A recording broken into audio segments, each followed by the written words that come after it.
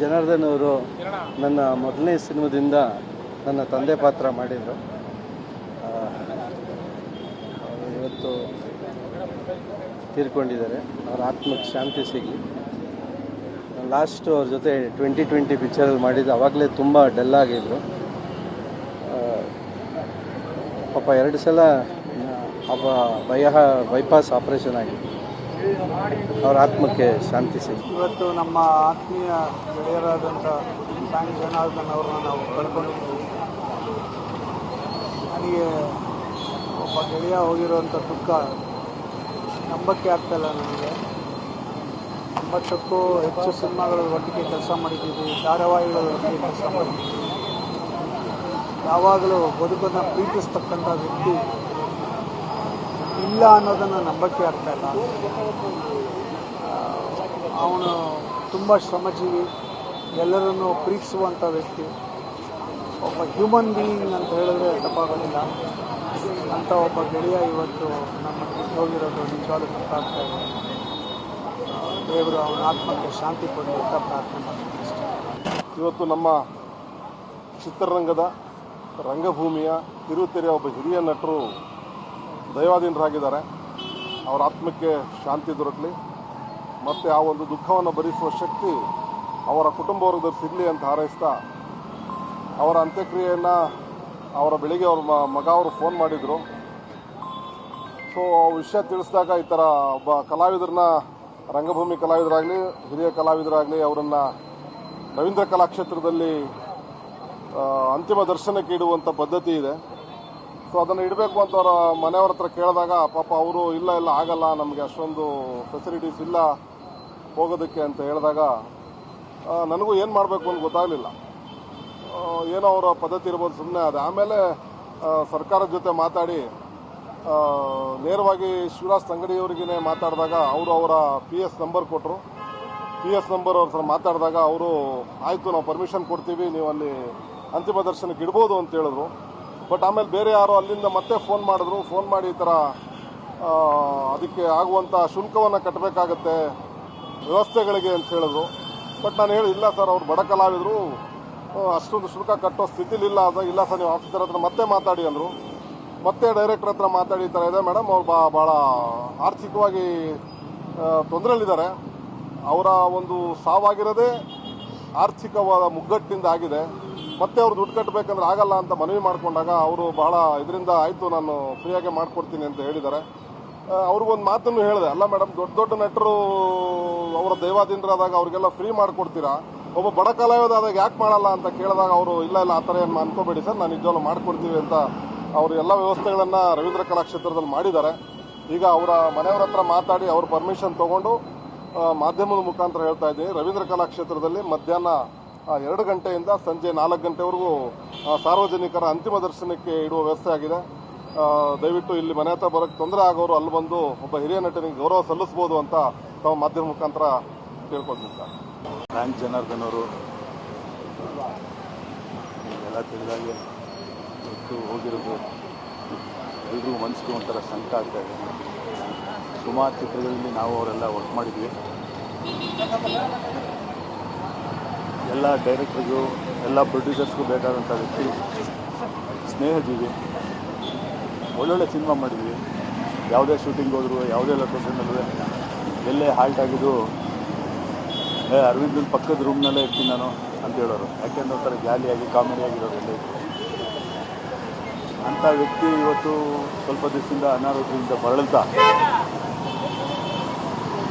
ಈ ಒಂದು ನಮ್ಮ ಚಿತ್ರರಂಗಕ್ಕೆ ಬೇಕಾದಂಥ ವ್ಯಕ್ತಿ ಇವತ್ತಿಲ್ಲ ಅಂತಂದರೆ ಭಾಳ ಬೇಜಾರಾಗಿದೆ. ಯಾಕೆಂದರೆ ನಮ್ಮ ಇಂಡಸ್ಟ್ರಿಗೆ ತುಂಬಲಾರದು ಅಷ್ಟೇ. ಈಗ ಹಳಬರುಗಳು ಯಾರು ನೋಡೋಕ್ಕೂ ಸಿಗ್ತಾಯಿಲ್ಲ, ಆ ಥರ ಆಗಿದೆ. ಅದರಿಂದ ನಾನು ಹೇಳ್ಬೋದು, ಇದೇ ಮುಂದೆ ಯಾವುದೂ ಇಲ್ಲ. ಅವರು ಹೋದಂಥ ಈ ಒಂದು ಸಮಯದಲ್ಲಿ ಅವರ ಫ್ಯಾಮಿಲಿಗೆ ಈ ದುಃಖವನ್ನು ಭರಿಸುವಂಥ ಶಕ್ತಿ ಕೊಡಲಿ ಅಂತ ಕೇಳ್ಕೊಬೋದು. ದೇವರು ಅವರ ಜನಾರ್ದನ್ ಅವರು ನನ್ನ ಮೊದಲನೇ ಸಿನಿಮಾದಿಂದ ನನ್ನ ತಂದೆ ಪಾತ್ರ ಮಾಡಿದರು. ಇವತ್ತು ತೀರ್ಕೊಂಡಿದ್ದಾರೆ. ಅವ್ರ ಆತ್ಮಕ್ಕೆ ಶಾಂತಿ ಸಿಗಲಿ. ಲಾಸ್ಟು ಅವ್ರ ಜೊತೆ 2020 ಪಿಕ್ಚರಲ್ಲಿ ಮಾಡಿದ್ದು ಆವಾಗಲೇ ತುಂಬ ಡಲ್ ಆಗಿದ್ರು. ಪಾಪ 2 ಸಲ ಬೈಪಾಸ್ ಆಪ್ರೇಷನ್ ಆಗಿತ್ತು. ಅವ್ರ ಆತ್ಮಕ್ಕೆ ಶಾಂತಿ ಸಿಗಲಿ. ಇವತ್ತು ನಮ್ಮ ಆತ್ಮೀಯ ಗೆಳೆಯರಾದಂಥ ಫ್ಯಾಂಕ್ ಜನಾರ್ದನ್ ಅವ್ರನ್ನ ನಾವು ಕಳ್ಕೊಂಡಿದ್ದೀವಿ. ನನಗೆ ಒಬ್ಬ ಗೆಳೆಯ ಹೋಗಿರೋಂಥ ದುಃಖ ನಂಬಕ್ಕೆ ಆಗ್ತಾಯಿಲ್ಲ. ನನಗೆ 90ಕ್ಕೂ ಹೆಚ್ಚು ಸಿನಿಮಾಗಳ ಒಟ್ಟಿಗೆ ಕೆಲಸ ಮಾಡಿದ್ದೀವಿ, ಧಾರಾವಾಹಿಗಳ ಒಟ್ಟಿಗೆ ಕೆಲಸ ಮಾಡಿದ್ದೀವಿ. ಯಾವಾಗಲೂ ಬದುಕನ್ನು ಪ್ರೀತಿಸ್ತಕ್ಕಂಥ ವ್ಯಕ್ತಿ ಇಲ್ಲ ಅನ್ನೋದನ್ನು ನಂಬಕ್ಕೆ ಆಗ್ತಾಯಿಲ್ಲ. ಅವನು ತುಂಬ ಶ್ರಮಜೀವಿ, ಎಲ್ಲರನ್ನೂ ಪ್ರೀತಿಸುವಂಥ ವ್ಯಕ್ತಿ, ಒಬ್ಬ ಹ್ಯೂಮನ್ ಬೀಯಿಂಗ್ ಅಂತ ಹೇಳಿದ್ರೆ ತಪ್ಪಾಗೋದಿಲ್ಲ. ಅಂಥ ಒಬ್ಬ ಗೆಳೆಯ ಇವತ್ತು ನಮ್ಮ ಹೋಗಿರೋದು ನಿಜವಾಗ್ಲೂ ಗೊತ್ತಾಗ್ತಾ ಇದೆ. ದೇವರು ಅವನ ಆತ್ಮಕ್ಕೆ ಶಾಂತಿ ಕೊಡಲಿ ಅಂತ ಪ್ರಾರ್ಥನೆ ಮಾಡ್ತೀನಿ.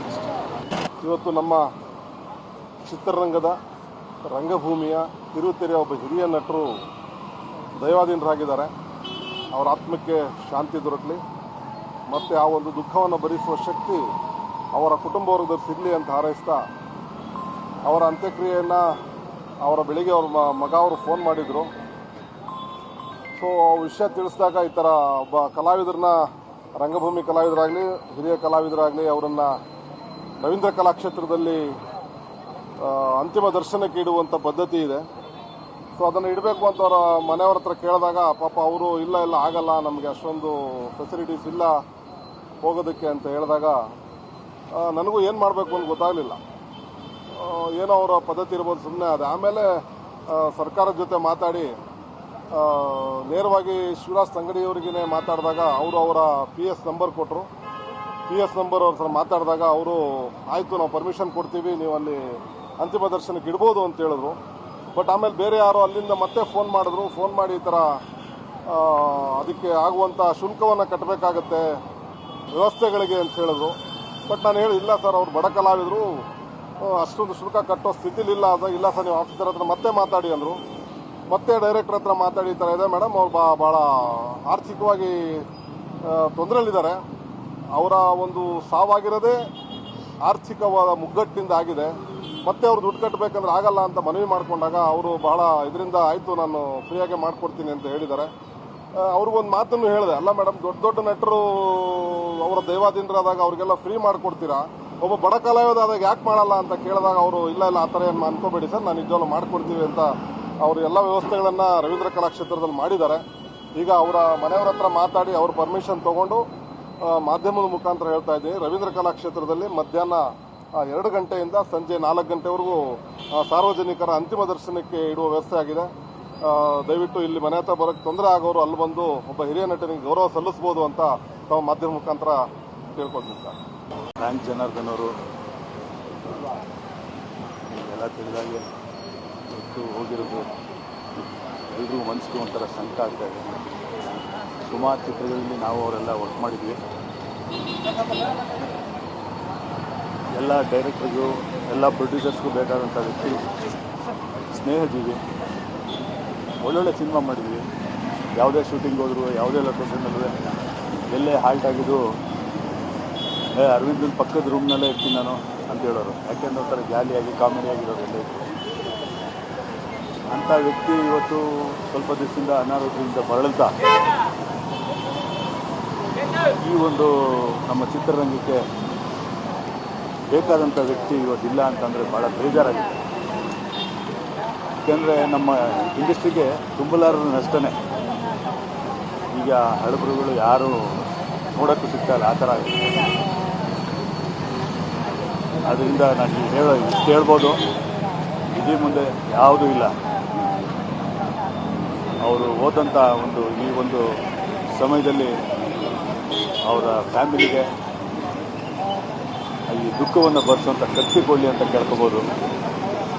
ದೇವರು ಅವರ ಆತ್ಮಕ್ಕೆ ಶಾಂತಿ ಸಿಗಲಿ ಅಂತ ನಾನು ಕೇಳ್ತೀನಿ. ಹೆಚ್ಚಿನ ವಿಡಿಯೋಗಳಿಗೆ ಪ್ರತಿಧ್ವನಿ ಯೂಟ್ಯೂಬ್ ಚಾನೆಲ್ ಸಬ್ಸ್ಕ್ರೈಬ್ ಮಾಡಿ, ಬೆಲ್ ಐಕಾನ್ ಕ್ಲಿಕ್ ಮಾಡಿ.